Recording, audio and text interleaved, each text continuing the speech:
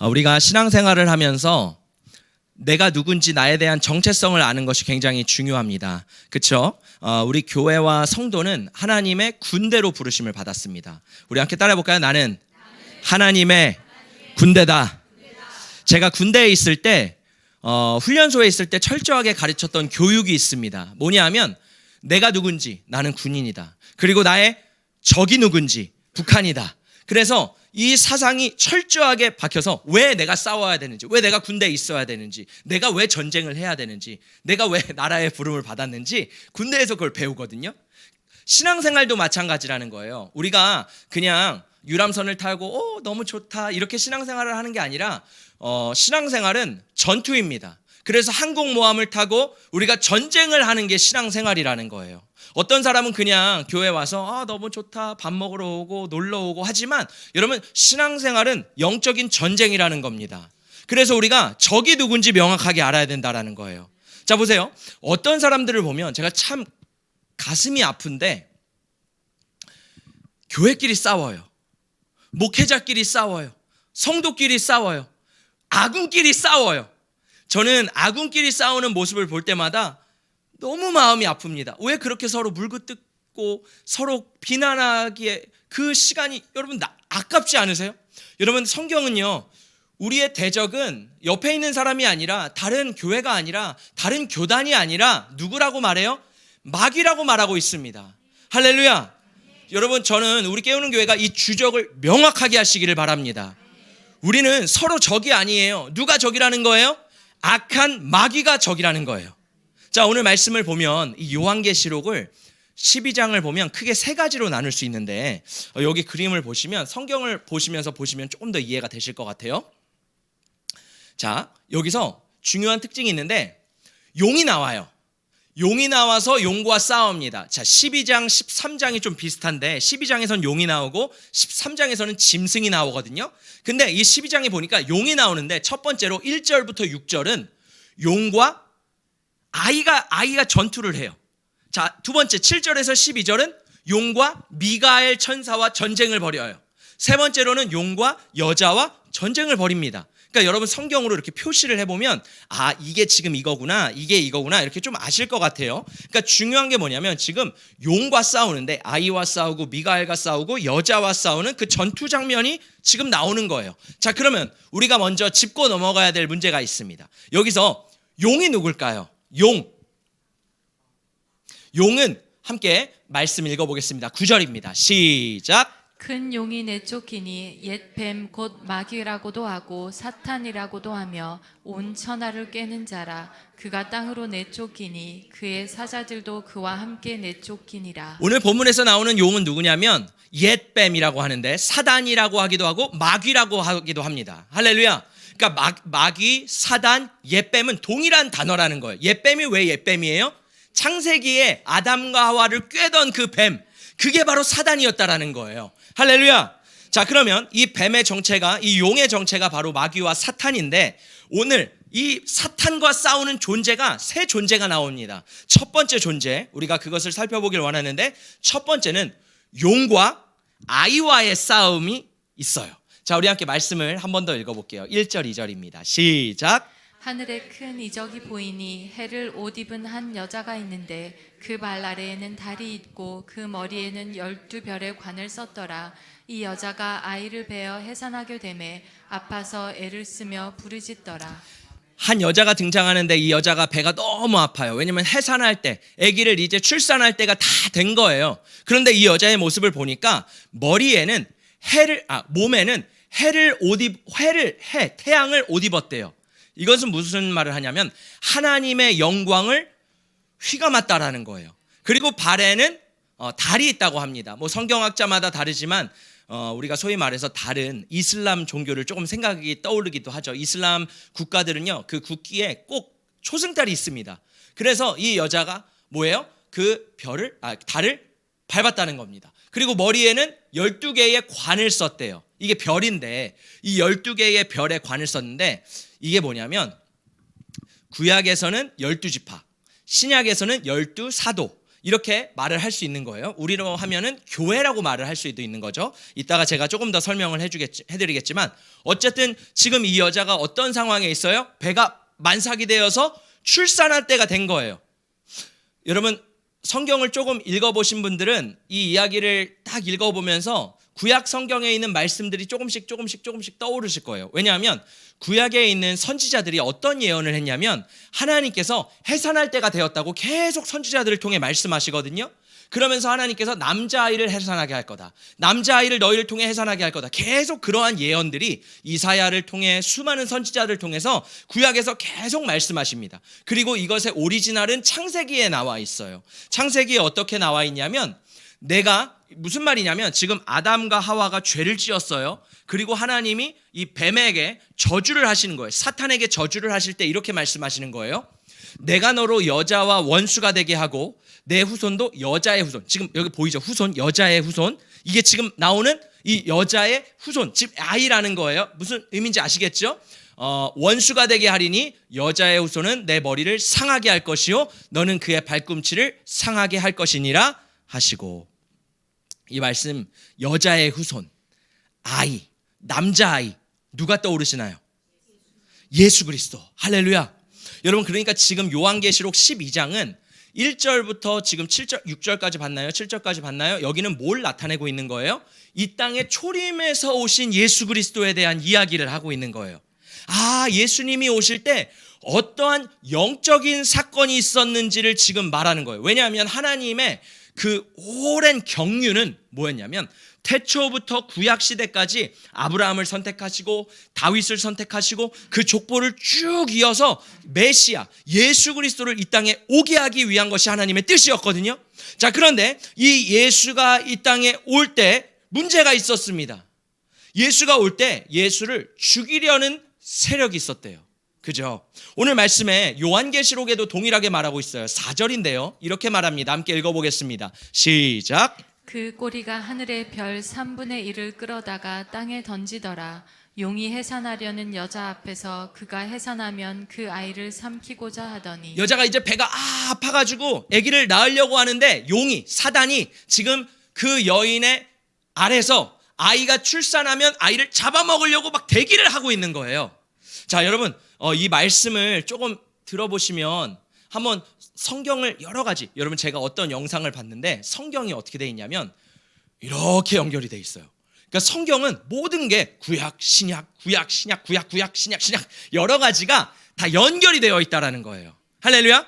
자, 그런데 다른 관점으로 보지만 어쨌든 연결이 되어 있는데 오늘 말씀에 보니까 마태복음과 누가복음에 보면 아기 예수님이 이 땅에 태어나실 때 예수님을 죽이려는 세력이 있었어요. 누구였죠?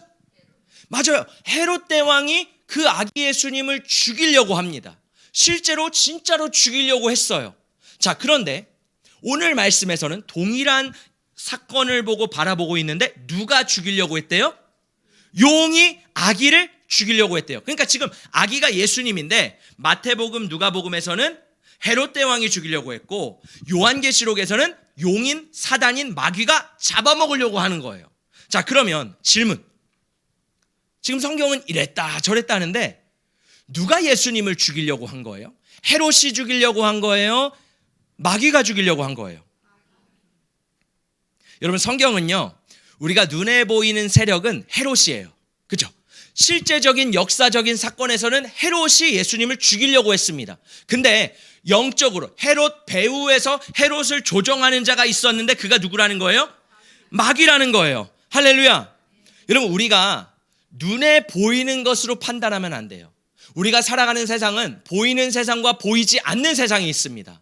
우리는 늘 보이는 세상으로 판단하려고 하거든요. 근데 성경은 말하는 거예요. 보이지 않는 배후에 악한 역사가 있다라는 거예요. 그래서 에베소서 6장 12절에서 이렇게 말합니다. 우리의 씨름은, 우리가 살아가는 영적 전쟁을 하는데 우리의 싸움은 혈과 육, 눈으로, 몸으로 하는 게 아니래요. 우리가 하는 전쟁은 내가 육신으로 막 권투를 하고 막 싸우고 레슬링을 해서 하는 게 아니라 뭐래요?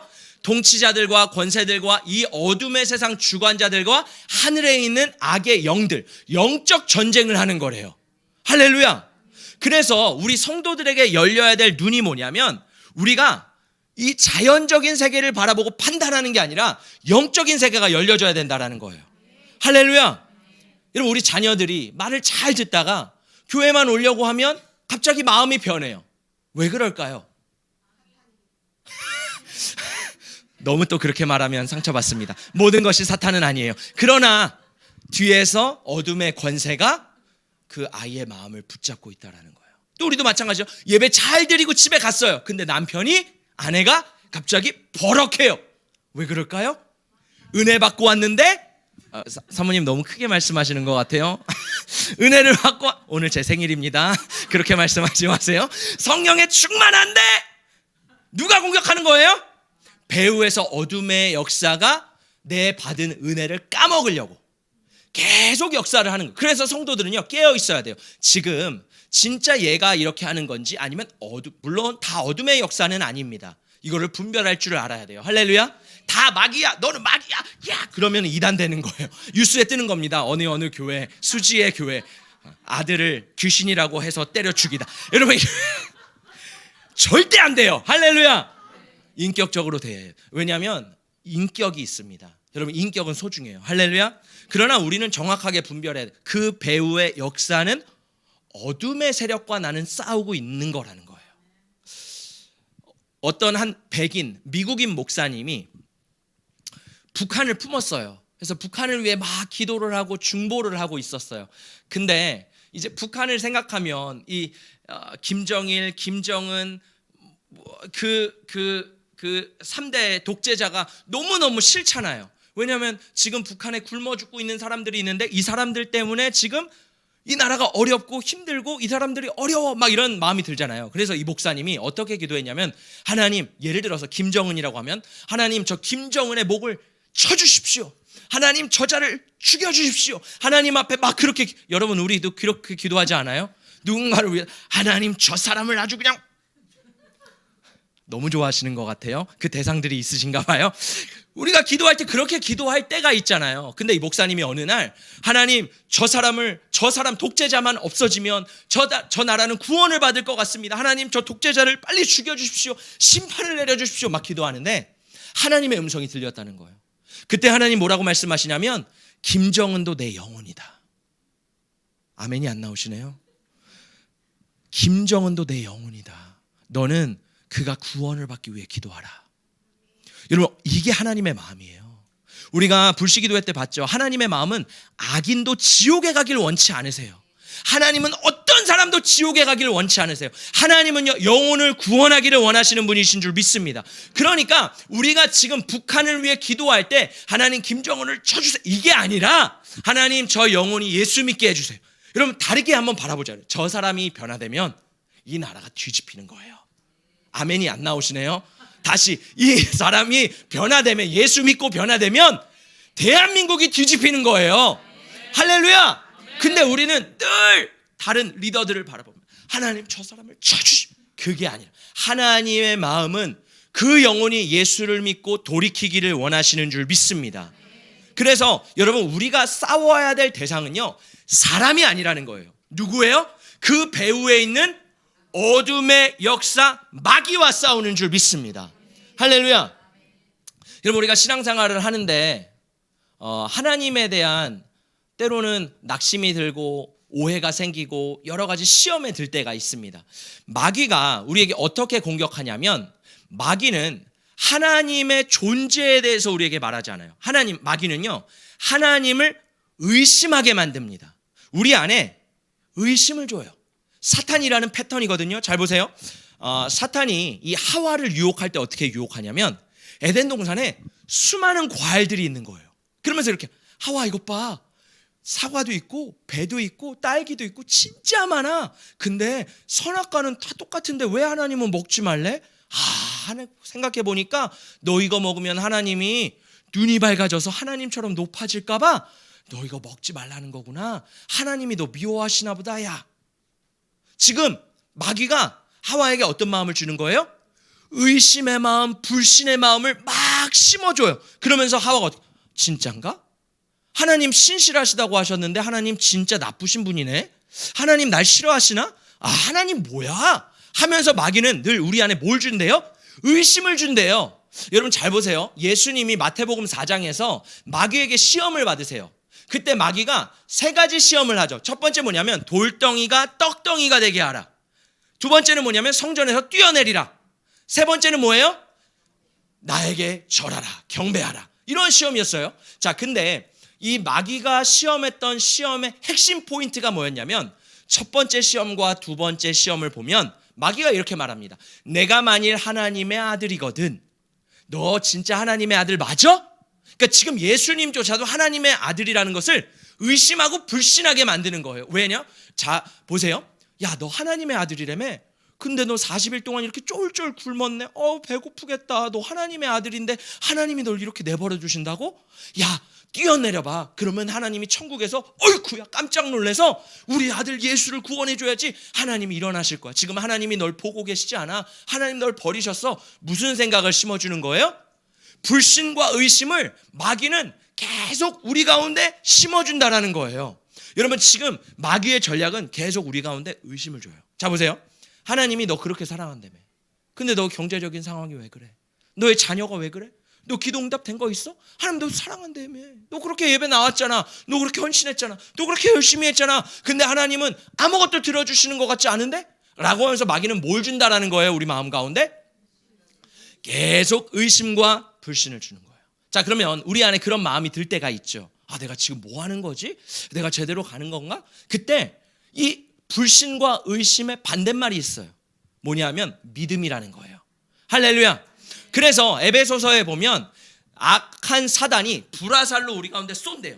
계속 지금 불화살로 쏘는 거예요. 의심으로 쏘는 거예요. 그럼 그때 뭘로 막아요? 믿음의 방패로 막는 거예요. 할렐루야. 한번 해볼까요? 믿음의 방패. 네, 너무 표정들이 진지해가지고 한번 해봤습니다. 마귀가 공격할 때는 믿음으로 공격하는 거예요. 따라해 보겠습니다. 하나님은 선하셔. 하나님은 나를 여전히 사랑하셔. 할렐루야. 이런 마귀가 우리 가운데 끊임없이 그러한 의심을 불어줄 때 우리는 뭘 해야 되는 거예요? 하나님의 말씀, 하나님이 누구신지, 하나님 나를 얼마나 사랑하시는지로 돌아가서 믿음 안에 거하기를 예수님의 이름으로 축복합니다. 자, 오늘 말씀해 보니까 이 사탄이 헤롯을 통해서 예수님을 죽이려고 했다라는 거예요. 그리고 예수님의 공생의 사역을 하기 전에 40일 금식할 때 동안에도 예수님을 시험해서 예수님을 넘어지게 하려고 했습니다. 자, 그래서 이 첫 번째 전쟁이 뭐라는 거예요? 용과 아이, 용과 예수 그리스도의 전쟁이라는 거예요. 자, 그런데 이 싸움에서 누가 승리했을까요? 정답, 예수님이 승리하셨습니다. 우리 5절 말씀 읽어볼까요? 시작. 여자가 아들을 낳으니 이는 장차 철장으로 만국을 다스릴 남자라. 그 아이를 하나님 앞과 그 보좌 앞으로 올려가더라. 자, 여기 보니까 예수님이 어떤 분이시냐면 철장으로 만국을 다스릴 남자래요. 모든 세계를 다스릴 자시래요. 할렐루야. 그래서 예수님이 하나님의 보좌 앞에 올라갔대요. 무슨 말이에요? 예수가 십자가에서 죽으시고 부활하시고 승천하신 다음 하나님 우편에 앉아 계시다요.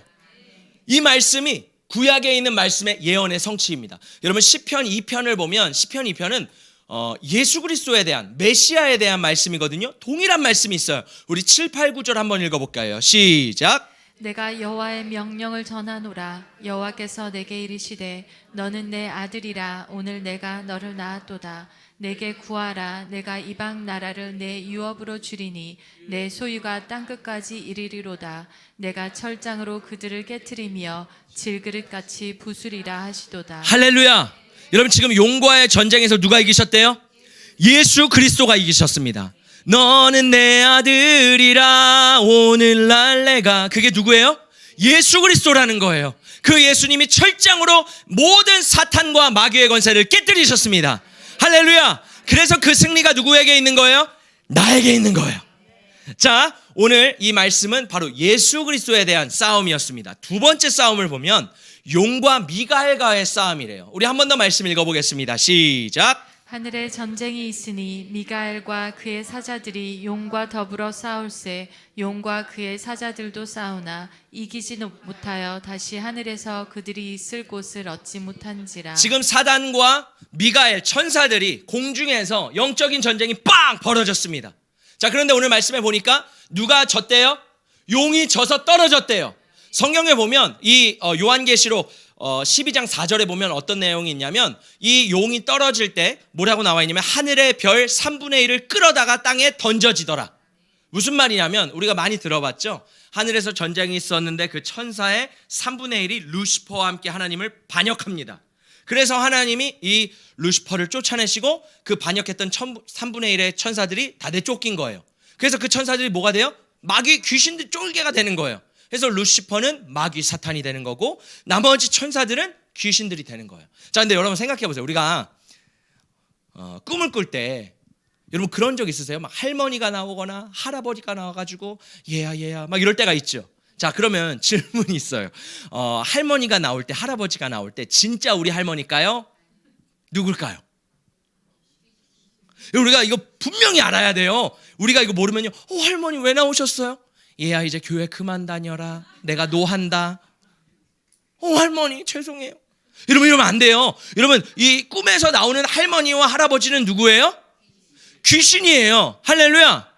오늘 말씀에 보니까 천사들이 떨어졌대요. 그 귀신들이 되었대요. 자, 그런데 성경에서 사람이 죽으면 영혼이 떠돌아다니는 거는 세상에서 말하는 거예요. 사람이 죽으면 영혼이 떠돌아다니지 않아요. 할렐루야. 사람이 죽으면 그 사람의 영은요 낙원에 가든지 음부에 가든지 지금 예수님이 재림하시기 전까지 거기에 가 있는 거예요. 이 세상을 떠돌지 않아요. 그럼 그 할머니와 할아버지는 누굴까요? 변장한 귀신. 그래서 성경에서 뭐라 그래요? 광명의 천사. 여러분 마귀가 우리 시대 가운데 이렇게 나타날 것 같으세요? 마귀는요 우리한테 막 이빨을 하고 드라큘라 이렇게 나타나지 않는다고요. 너무 귀엽죠? 금요일 밤 얼마나 힘드세요? 잠이라도 깨시라고. 마귀는 우리한테 왕 이렇게 나타나지 않는다고요. 성경에 보면 광명의 천사로 너무 아름답게 너무 멋지게 할머니처럼. 왜? 나의 삶에 권위를 둔 사람, 나의 삶에 믿음이 있는 사람처럼 모습을 변장해서 내 영혼을 탈취해 가려고 마귀는 그렇게 우리를 공격한다라는 겁니다. 그럼 그 할머니와 할아버지, 우리 할머니지만 그 할머니가 아니잖아요. 그 할머니가 나타날 때 뭐라 그래야 돼요? 연습해야죠. 예수의 이름으로 떠나가라. 할렐루야. 여러분 계속 연습해야 돼요. 제가 옛날에 말씀드렸죠. 가위 눌렸을 때 생각이 나사렛 너무 길어. 예수의 이름으로 떠나가라. 알겠죠? 여러분 가위 눌리면 뭐라고 선포해야 돼요? 잠이 오면 뭐라고 선포해야 돼요? 몽롱하면 뭐라고 선포해야 돼요? 내 안에 갑자기 분노가 올라오고 막 가정에서 막 미치려고 그래요. 그럼 뭐라고 선포해야 되는 거예요? 갑자기 예수의 이름으로 사탄아 떠나라. 할렐루야. 여러분 그래서 교회는 뭐예요? 전쟁하는 군대라는 거예요. 이 군대는요, 전쟁은요 그냥 공상 속에 일어나는 것이 아니라 우리의 삶 가운데 일어나는 전쟁인 줄 믿습니다. 자, 오늘 전쟁에서 천사 미가엘 천사가 승리했다라는 거. 그럼 세 번째 전쟁은 용과 여자의 전쟁이에요. 따라합니다. 용과 여자의 전쟁. 말씀 읽어볼게요. 시작. 용이 자기가 땅으로 내쫓긴 것을 보고 남자를 낳은 여자를 박해하는지라. 이 남자가 누구예요? 예수 그리스도잖아요. 예수를 낳은 여자. 왜? 예수는, 이 남자는 아까 하늘로 올라갔다 그랬죠. 철장을 깨부수고 하늘로 올라갔다 그랬죠. 근데 여자는 아직 남아있는 거예요. 이 예수를 낳았던 여자는 아직 남아있는 거예요. 자, 그러면 이 여자는 누굴까요? 여자는 교회를 말합니다. 할렐루야. 여기서 이 교회는 우리를 말하는 거예요. 그래서 구약에서 여자는 이스라엘을 말하는 거예요. 이스라엘이 선지자를 기다렸잖아요. 그것을 잉태해서 출산하는 게 뭐예요? 예수가 이 땅에 오는 것을 비유하는 거예요. 신약에서도 마찬가지입니다. 교회가 잉태해서, 우리가 지금 잉태했어요. 출산을 또 해야 돼요. 어떤 출산이요? 예수님의 재림을 기다리는 겁니다. 할렐루야. 그래서 여기 나오는 여자는 누구라는 거예요? 우리 교회라는 거예요. 이 신약 시대를 살아가고 있는 교회. 자, 이 교회 가운데 근데 문제가 있어요. 마귀가 어떻게 한대요? 핍박한대요. 이 교회를 공격한대요. 박해한대요. 어렵게 한대요. 근데 이 공격 속에서도 교회가 승리할 수 있는 비결이 있습니다. 우리 함께 말씀을 요한계시록 12장 21절 말씀 읽어볼게요. 크게 읽어보겠습니다. 시작. 또 우리 형제들이 어린 양의 피와 자기들이 증언하는 말씀으로써 그를 이겼으니 그들은 죽기까지 자기들의 생명을 아끼지 아니하였도다. 우리 형제들이 악한 마귀 사탄을 이길 수 있는 두 가지가 있는데 하나는 어린 양의 피와 하나는 예수를 증언하는 말씀으로 이겼대요. 할렐루야. 우리 가운데 가져야 되는 건 뭐냐면 예수의 보혈입니다. 그리고 하나님의 말씀입니다. 이 말씀은요, 그냥 말씀이 아니에요. 레마의 말씀이에요. 내 삶을 움직이고 내가 살아내는 말씀, 증언, 간증이라고 말하죠. 내 삶에 예수의 증거가 남았던 간증이 있어야 돼요. 그래서 우리가 왜 신앙생활을 하면서 그냥 예수 믿고 끝나는 게 아니라 말씀대로 살아가고 말씀대로 부딪히고 충돌이 일어나고 막 그렇게 하면서 지지고 볶으면서 내가 말씀대로 살아내려고 하는 이유가 뭐냐면 마귀를 이길 수 있는 능력이 뭐라는 거예요? 그 말씀이라는 거예요. 그냥 말씀을 가져다가 성경책을 들이밀고 마귀야 예수의 이름으로 떠나가라 이러면 떠나가겠어요? 아닙니다. 내 안에 말씀을 살아낸 예수의 증거와 예수의 피가 있을 때 어둠의 권세가 떠나가는 줄 믿습니다. 할렐루야. 자, 그런데 여기 예수의 보혈이 나오는데 제가 보혈에 대해서는 여러 번 말씀드렸지만 여기서 중요한 보혈이 뭐냐면 제가 말씀을 준비하다가 깨달은 건 보혈에는 연합의 능력이 있다는 거예요. 따라해볼까요? 연합의 능력. 에베소서 2장 14절에서 이렇게 말합니다. 제가 읽어보겠습니다. 그는 우리의 화평이신지라 둘로 하나를 만드사 원수된 것 곧 중간에 막힌 담을 자기 육체로 허무시고. 여러분 이 말씀 많이 들어보셨죠? 그러니까 원수된 두 개가 지금 말씀이 이렇잖아요. 에베소서에 원수된 두 개가 있는데 예수님의 십자가로 여기에 막힌 담을 허무셨대요. 그래서 이 둘을 하나가 되게 했대요. 이게 연합이잖아요. 자, 보세요. 예수의 십자가 보혈로 이 둘을 연합시켰어요. 자, 그러면 우리는 많은 경우 이 둘을 뭐라고 생각하냐면 하나님과 나라고 생각해요. 하나님과 내가 있는데 십자가로 이 문을 허무시고 장막을 허무시고 내가 예수를 통해서 하나님과 연합됐다라고 우리는 믿어요. 맞아요. 그 말씀도 맞아요. 그런데 이 에베소서 말씀의 맥락을 쭉 읽어보면 바울이 에베소 교회에게 했던 메인 메시지가 뭐였냐면 유대인과 이방인이 예수의 십자가로 말미암아 연합되고 하나 되었다. 이게 메인 메시지라는 거예요. 할렐루야. 자, 우리가 조금 이것을 살펴보기를 원하는데요.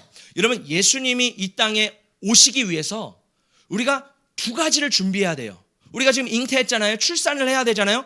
두 가지가 준비돼야 됩니다. 첫 번째는 이스라엘 민족이 다시 회복되는 거예요. 두 번째는 모든 민족에게 복음이 전파되는 겁니다. 자, 이 두 가지 조건이 만족되지 않으면 예수님이 이 땅에 오실 수가 없어요. 왜냐하면 예수님이 예언하시고 예수님이 약속하신 말씀이거든요.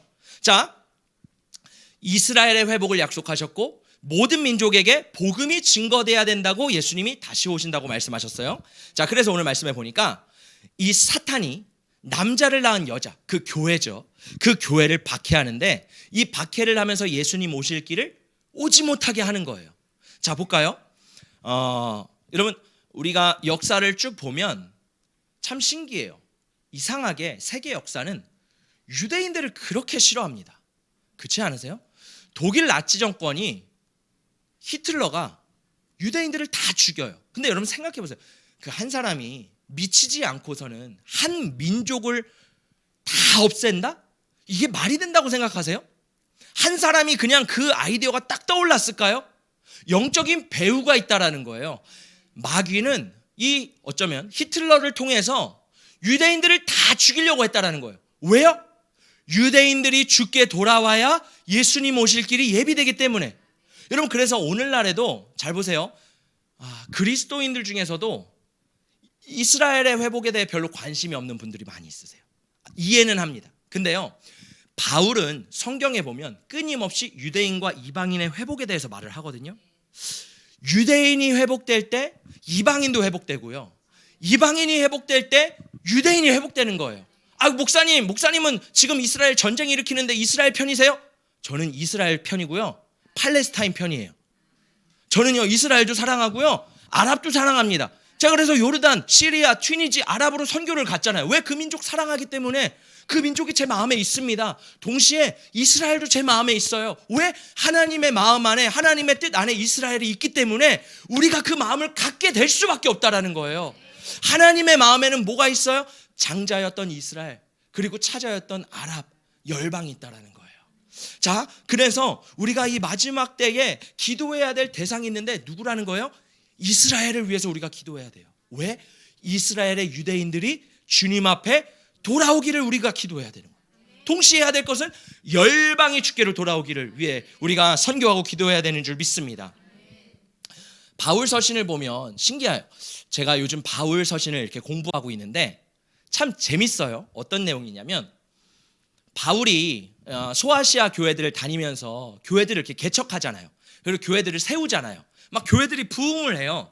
근데 바울이 그 교회들을 돌아다니면서, 물론 바울은 천망을 만드는 사람이었어요. 그렇지만 바울이 그 교회들 가운데 어떤 교회들은 연보라고 하죠. 헌금을 받았습니다. 고린도 교회에 가서도 헌금을 요구하고 빌립보 교회에 가서도 헌금을 요구하고, 많은 성경을 여러분 읽어보시면 다 나와요.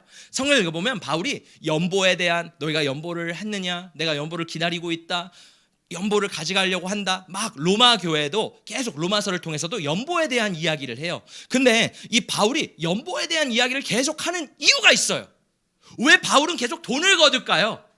바울에게는 꿈이 하나 있었어요. 뭐냐면, 내가 이방 교회를 세웠잖아요. 바울은 이방인의 사도잖아요. 이방인의 사도로 이방인 교회들을 세웠는데, 바울에게는 이 예루살렘 교회는 유대인들이 많거든요. 예루살렘 교회를 돕고 싶은 마음이 있는 거예요. 그래서 연보를 하려고 한 두 가지 이유가 있는데, 첫 번째는 온 세계에 사도행전에 보면 아가야라는 선지자가 나옵니다. 그 선지자가 예언을 하는데 온 세계에 흉년이 들 거라고 예언을 해요. 그런데 실제로 역사를 보면 글라우디오 때에 온 세상에 흉년이 듭니다. 그때 예루살렘 교회도 굉장히 어려워집니다. 그래서 바울의 첫 번째 연보를 하고 싶었던 이유는, 우리 모교회잖아요. 예루살렘 교회가 첫 교회잖아요. 이 교회에게 연보, 헌금을 내서 여기에 있는 어려운 성도들을, 어려운 교회를 돕기를 원하는 마음이 있었습니다. 근데 두 번째 이유가 진짜 중요한데, 바울이 개척을 했던 교회마다 연보를 계속 받아서 가는 거예요. 왜냐하면 바울은요, 이방인 교회를 개척했잖아요. 이방인 교회들에게 연보를 받잖아요. 그리고 유대인 교회를 돕고 싶어 하잖아요. 왜냐하면 유대인 교회가 이방인 교회를 인정해주고 연합하고 하나 되기를 원했다라는 거예요. 그래서 바울이 이 교회에게 연보를 하고, 또 예루살렘 교회는 이 교회를 기도해주고 돕기를 원했다라는 거예요. 할렐루야. 그래서 갈라디아서 3장 28절에 보면, 제가 읽어보겠습니다. 너희는 유대인이나 헬라인이나 종이나 자유인이나 남자나 여자나 다 그리스도 예수 안에서 하나이니라.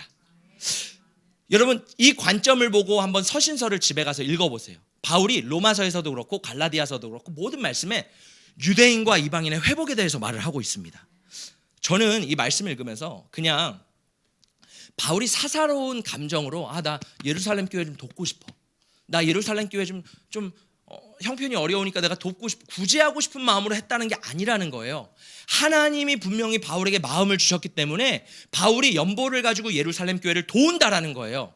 자, 그러면 그 말씀이 성경 말씀에 있다면, 우리가 아직 계시가 열어지지 않고 아직 깨달아지지 않아서 그 말씀이 보이지 않지만, 그 말씀은 우리에게도 하는 말씀이라는 거예요. 왜냐면 그 말씀이 적혀 있는 것 우리에게도 주신 거잖아요.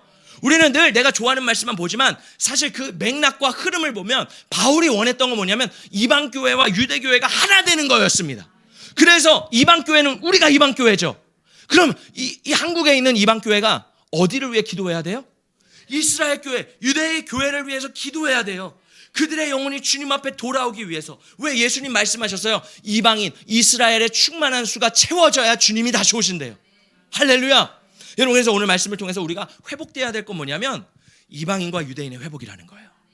자, 제가 아는 집사님이 계신데, 이재열 집사님이라고 몇 주 전에 제가 말씀드렸던 집사님이에요. 우리 교회 이제 5월 달에 오실 거거든요. 5월 둘째 주에 이제 저희가 이재열 집사님 어머니가 오셔서 간증을 하실 거예요. 새롭게 오셔서 이번에 딱 떴는데 2시간짜리더라고요. 아직 못 봤어요. 네, 그러나 좀 참으시고 주일날 들으시면 더 좋을 것 같아요. 네, 궁금하신 분들은 한번 들어보세요. 그분 어머니가 이제 같이 오실 거고, 또 5월 넷째 주, 다섯째 주는 우리 마크조 목사님과 마크조 목사님 사모님이 오셔서 또 말씀을 전해주실 준비를 하고 있어요. 자, 그런데 이재열 집사님이 최근에 유튜브 계정이 있는데 또 여신 거예요. 제목이 뭐냐면 더 히든. 와, 한번 나중에 구독해서 한번 보세요. 매주 이렇게 하나씩 업로드가 되는데, 이 채널을 만든 이유가 뭐냐면 세상에서 드러나지 않고 숨겨진 보석과 같은 하나님의 사람들이 있다는 거예요. 그래서 자기가 전 세계를 돌아다니면서 이 숨겨진 사람들을 발굴해서 인터뷰를 해서 그 복음의 증거를 막 알리고 싶다라는 거예요. 와, 제가 보니까 3주 됐는데 벌써 구독자가 6,000명이더라고요. 우리 교회는 이제 1,000명 되려고 하는데 좀 더 힘써 주시기를 바랍니다. 영상을 제가 이번에 올라와서 봤는데 이 집사님이 레바논에 가신 거예요. 레바논 목사님을 만나셔서 이런저런 얘기를 인터뷰를 하는데 이 레바논 목사님이 이제 어떤 얘기를 하시냐면 베이루트가 레바논의 수도잖아요. 몇 년 전에 베이루트에서 항구에서 폭발이 됐잖아요. 그래서 많은 사람들이 죽었죠. 그러면서 이 항구가 막히니까 무역이 막히게 되는 거예요. 그래서 인플레이션이 오고 나라가 점점 경제적으로 어려운 시기 가운데 나도 힘들고 너도 힘들고 다 힘든 상황인 거예요. 교회도 힘들고 다 힘들어요. 그런데 이 레바논 목사님이 어떤 결단하셨냐면 우리 교회도 힘들고 어렵지만 무슬림과 유대인들을 위해서 우리가 조금 흘려보내자. 그래서 이 교회도 가진 게 없는데 그리스도인 가정이 무슬림 가정에 가서 먹을 걸 주고 입을 걸 주는 거예요. 유대인 가정에게 가서 먹을 걸 주고 입을 걸 주는 거예요. 여러분 레바논도 그렇지만 중동은 다 유대인, 아랍인, 그리고 유대인, 무슬림, 크리스천 이렇게 살아요. 자, 근데 우리가 생각하는 그런 관계가 아니에요. 원수 관계예요. 뭔지 아시겠죠? 우리나라가 일본을 생각하면 어떤 마음이 들어요? 확. 중국을 생각하면 어떤 마음이 들어요? 똑같아요. 지금 그 관계가 같은 나라 안에 살고 있다는 거예요. 근데 이 크리스천들이 무슬림을 볼 때 어때요? 무슬림은 항상 크리스천을 학대했어요. 반대했고요. 세금을 먹이고 힘들게 했습니다. 유대인들도 마찬가지예요. 자, 그런데 그리스도인들이 가장 어려웠을 때 뭘 하기 시작하냐면 무슬림과 유대인들을 돕기 시작하는 거예요. 그러면서 막 쌓아서 이것들을 막 갖다 주는데 이런 얘기를 하시더라고요. 사람들에게 매트도 주고 옷도 주고 속옷도 주고 막 우리가 예수님이 우리를 사랑하셨듯이 우리도 막 그렇게 저 사람들을 위해 사랑을 나눠줬대요. 근데 어느 날 이 목사님이 마약에 중독된 무슬림 사람이 있는 거예요. 이 사람을 볼 수가 없죠. 그래서 이 사람을 데리고 병원에 가서 진료를 받았어요. 그리고 병원비를 내줬어요. 그랬더니 거기 있는 간호사랑 의사가 너무 깜짝 놀라는 거예요. 왜냐하면 너 이 사람 알아? 왜냐면 딱 봐도 무슬림, 크리스찬 나눠져 있거든요. 그러니까 너 이 사람 알아? 모르는데요? 친척이야? 아닌데요? 가족이야? 아닌데요? 근데 너 왜 이 사람을 위해서 돈을 내고 진료비를 내줘? 여러분 이 사람들 우리에게도 말이 안 되죠. 우리 길거리 지나가는 누군가를 내가 아프다고 해서 우리 일본 사람, 중국 사람 봐가지고 내가 의료보험 해줄게요. 병원 같이 가. 이렇게 해요, 안 해요? 대답이 없으세요. 이게 말이 안 된다라는 원수를 사랑한다라는 거예요. 그러면서 이 간호사랑 의사가 왜 너는 그렇게 해? 라고 했을 때 이 사람이 딱 이렇게 예수님이 나를 사랑하셨기 때문에 예수님 때문에 할렐루야. 저는 이 간증을 보면서 이 영상을 보면서 뭐가 느껴졌냐면 하나님이 마지막 시대에 원하는 것은 연합이구나. 여러분 저는 이 시대 가운데 이 교회가 회복돼야 될 것이 연합이라고 생각합니다. 마귀를 헬라어로 말하면 디아블로스예요. 디아블로스가 뭐예요? 나누는 자, 이간질하는 자, 분리하는 자. 근데 제가 보니까 교회 안에도 성도 안에도 디아블로스의 영이 가득해요. 우리나라를 좀 볼까요? 세대 간의 갈등이 너무 심합니다. 남녀 간의 갈등이 너무 심해요. 이념 간의 갈등이 너무 심해요. 교회 안에서의 갈등이 너무 심해요. 교회마다 나는 정통이니 너는 이단이니 나는 뭐니 너는 뭐니 너는 여기를 안 따르니까 뭐니. 저는 그거를 볼 때마다 옛날에는 그런가? 근데 말씀을 통해서 왜냐면 제가 성경을 보면서 깨달은 게 뭐냐면 성경은 도대체 뭐라고 말하지? 우리가 늘 세상의 흐름 크리스천이라고 할지라도 사람들의 말이거든요. 우리가 분별해야 될 건 뭐냐면 그럼 성경은 뭐라고 말하고 있는가? 성경에서는 이 문제에 대해 이 사건에 대해 이 분열에 대해서 뭐라고 말하고 있는가를 봐야 되거든요. 자, 그러면 성경에 보면 마귀는 어떤 자래요? 분열하는 자래요. 분열하는 건 마귀의 일이래요. 그럼 그리스도의 일은 뭐래요? 찢어져 있는 것을 십자가로 하나 되게 하는 것. 할렐루야. 여러분 저는 이 말씀을 보면서 하나님이 이 마지막 시대 가운데 우리 가운데 원하는 게 뭐예요? 우리 교회 가운데 세대 간의 갈등이 예수 안에 하나 되기를. 여러분 이번에 시니어 나들이를 갔습니다. 시니어 분들이 너무 행복해 하셨어요. 와, 근데요 더 빛났던 건 뭔지 아세요? 우리 셀 리더들이에요. 셀 리더들이 섬기고 헌신하고 허리 아프신 분 손잡아드리고 무릎 아프신 분 손잡아드리고 모든 사람들을 옆에서 딸보다 아들보다 더 열심히 챙기시면서 그렇게 공헌을 하시고 밥을 먹고 막 하면서 또 셀 리더들이 한턱 쐈잖아요. 여러분 그렇게 하면서 하나님께서 이 세대 간의 찢어졌던 갈등을 회복하시는 거라고 저는 믿습니다. 할렐루야. 교회에서 남녀와의 갈등 하나님 안에 하나가 돼야 돼요. 이념과의 갈등 예수 안에 하나가 돼야 돼요. 할렐루야. 중요한 거는 이 마지막 시대 하나님께서 원하시는 교회에게 원하시는 건 뭐라는 거예요? 연합이라는 거예요. 십자가가 연합이라는 거예요. 할렐루야. 말씀을 정리합니다. 여러분 우리 안에 마음속에 먼저 분열된 것들이 굉장히 많을 거예요. 여러분 안에 분열된 생각들이 굉장히 많을 거예요. 근데 이거는 배후에서 누가 역사하는 거래요? 마귀가 역사하는 거래요. 자, 우리 가정 안에서 분열된 것들이 있습니다. 부자와의 관계, 부부와의 관계 분열이 돼 있어요. 누구의 역사라는 거예요? 디아블로스, 마귀의 역사라는 거예요. 그러면 그리스도인들은 뭘 해야 돼요? 거기에 하나가 연합되기 위해 힘써야 되는 거예요. 할렐루야. 나라도 마찬가지입니다. 우리나라 많이 나눠져 있어요. 근데 우리 그리스도인들이 해야 되는 게 뭐예요? 너, 나 그냥 따지지 마시고 우리가 하나님 예수 그리스도로 하나로 되는 거예요. 할렐루야. 저는 그것이 바로 이 마지막 시대 때 하나님께서 우리 교회와 이 열방 가운데 원하시는 건 줄 믿습니다. 유대인과 이방인과의 연합, 모든 갈등과의 연합. 여러분 이것들이 우리 교회를 통해서 우리 교회로부터 시작되기를 예수님의 이름으로 축복합니다.